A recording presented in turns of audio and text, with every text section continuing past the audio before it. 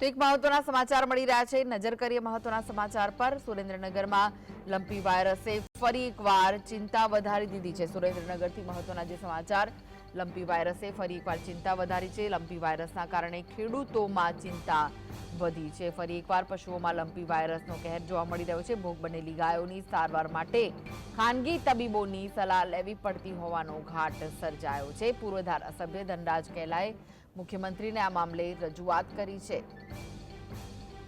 તો લંપી વાયરસે ફરી એકવાર દેખા દીધા છે. પશુ હોસ્પિટલમાં ડોક્ટર્સ અને દવાનો જથ્થો ઉપલબ્ધ કરવા માંગ ઉઠી છે. તો સુરેન્દ્રનગરમાં લંપી વાયરસે ચિંતા વધારી દીધી છે. પશુ ડોક્ટર અને દવાઓનો જથ્થો ઉપલબ્ધ કરવા માટે માંગ કરવામાં આવી છે.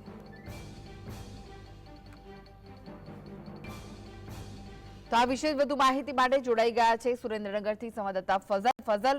લંપી વાયરસે ફરી એકવાર ખેડૂતોની ચિંતા વધારી દીધી છે. શું વિગત મળી રહી છે? સુરેન્દ્રનગર જિલ્લામાં જે ગાયો આવેલી છે તેમાં લંપી વાયરસના લક્ષણો દેખાતા પશુપાલકો ચિંતામાં મુકાયા છે. ત્યારે લંપી વાયરસ છે તે માખીઓથી ફેલાતો રોગ છે અને દૂધ ઉત્પાદનને પણ આ લંપી વાયરસ ગાયોને થાય ત્યારે તેની વ્યાપક અસર સર્જાઈ જતી હોય છે. ખાસ કરીને આ લંપી વાયરસ થયેલી ગાયોની સારવાર કરાવવા માટે ખાનગી હોસ્પિટલોમાં જવું પડી રહ્યું છે. તે પ્રકારનો ઘાટ છે તે હાલ સર્જાઈ જવા પામ્યો છે. હાલમાં આપણે જે કેમેરામેનને કહીશ કે આ દ્રશ્યો દેખાડવાનો પ્રયાસ કરશે. આપણે પૂર્વ ધારાસભ્ય ધનરાજભાઈ કેલાની ગૌશાળામાં છીએ. ત્યાં પણ આ ગાયોને લંપી વાયરસના લક્ષણો દેખાઈ રહ્યા છે, જેને લઈને દૂધ ઉત્પાદન ઉપર સીધી અસર જોવા મળી રહી છે અને પશુપાલકોમાં ચિંતાનું મોજું છે. આપણી સાથે પૂર્વ ધારાસભ્ય ધનરાજભાઈ કેલા છે, તેમની સાથે વાત કરશું. ડોક્ટરનો અભાવ છે અને ખાસ કરીને જે લંપી વાયરસ થયો હોય છે ગાયોની દવાઓ પણ નથી મળતી. કેવી પરિસ્થિતિ? આમ તો ખરેખર આજથી 3 વર્ષ પહેલા જ્યારે લંપી વાયરસ સૌથી પહેલા જે થયેલો ત્યારે પણ મેં સરકારશ્રીને ચેતવ્યા હતા અને જે પછી જે એ મારી 2 ગાયોને પહેલા થયેલો, એ 2 ગાયો આ ઊભી છે 2, અને એ ગાયોને મેં બચાવી લીધી. અને ખરેખર અત્યારે પણ લંપી વાયરસનો ફેલાવો સુરેન્દ્રનગરમાંથી શરૂઆત થઈ ગયો છે. મારે 4 વાછડીઓને અને એક આજે બી 5 વાછડીઓને લંપી વાયરસ શરૂ થઈ ગયો છે. 4 વાછડીઓને મેં અલગ જગ્યાએ ટ્રાન્સફર કરી છે અને અહીંયા એવી કોઈ જાતની જે એનિમલ ડોક્ટર હોય, વેટરનરી ડોક્ટર જે હોય, એ કોઈ ખાસ સરકારી હોસ્પિટલો નથી અને એમની સારવાર માટે પણ કોઈ સુવિધા નથી. અને હમણાં મેં અમૂલ ડેરીમાંથી વિક્રમ જાની ડોક્ટરે જે સંશોધન કરીને જે કઈ દવાનું પેલું કર્યું છે, એમાંથી પુષ્પકભાઈ પટેલ જે ગાંધીનગર નિયામક શ્રી છે એની સલાહ લઈ અને એમને મેં જાણ કરેલી. જે તે વખતે પણ મેં એમને જાણ કરેલી કે લંપી વાયરસ ફેલાવે, કારણ કે આ ચેપી રોગ છે. કોરોના જેવો જેમ માણસોમાં કોરોનાનો જે વાયરસ ફેલાય એ રીતે ગાયોમાં આ એકબીજાને વાયરસથી ફેલાય છે. એટલે એને જે ગાયોને લંપી રોગ થાય એને તાત્કાલિક બીજે ખસેડવી પડે, ન તો બીજાને ચેપ લાગે છે.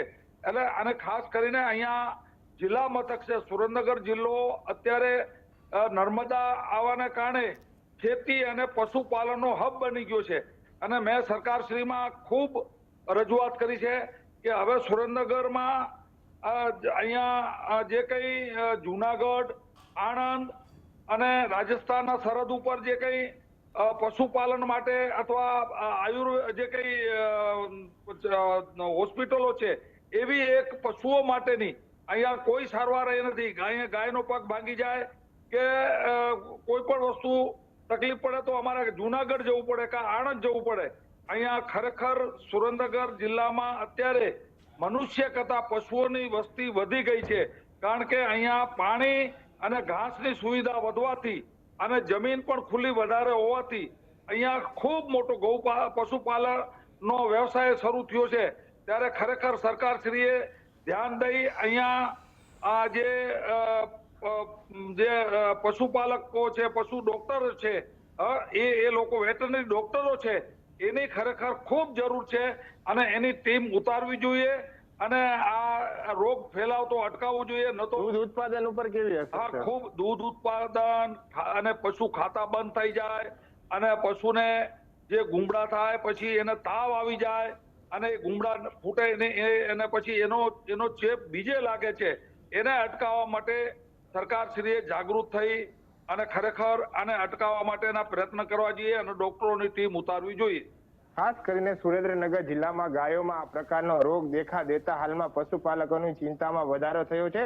ભાજપના જ પૂર્વ ધારાસભ્ય ધનરાજભાઈ કેલાએ મુખ્યમંત્રીને પણ રજૂઆત કરી છે અને તાત્કાલિકપણે સુરેન્દ્રનગરની જે પશુ હોસ્પિટલો આવેલી છે ત્યાં કાયમી ડોક્ટરોની નિમણૂક કરવામાં આવે, દવાનો પૂરતો જથ્થો ઉપલબ્ધ કરવામાં આવે અને આ લંપી પીડિત જે વાયરસથી પીડિત ગાયો છે તેમની તાત્કાલિક સારવાર શરૂ કરાવવામાં આવે તે પ્રકારની માંગણી હાલ કરવામાં આવી રહી છે અને દૂધ ઉત્પાદકોને પણ આ વાયરસના કારણે મોટો ફટકો છે તે હાલ જોવા મળી રહ્યો છે. જી આભાર ફઝલ સમગ્ર માહિતી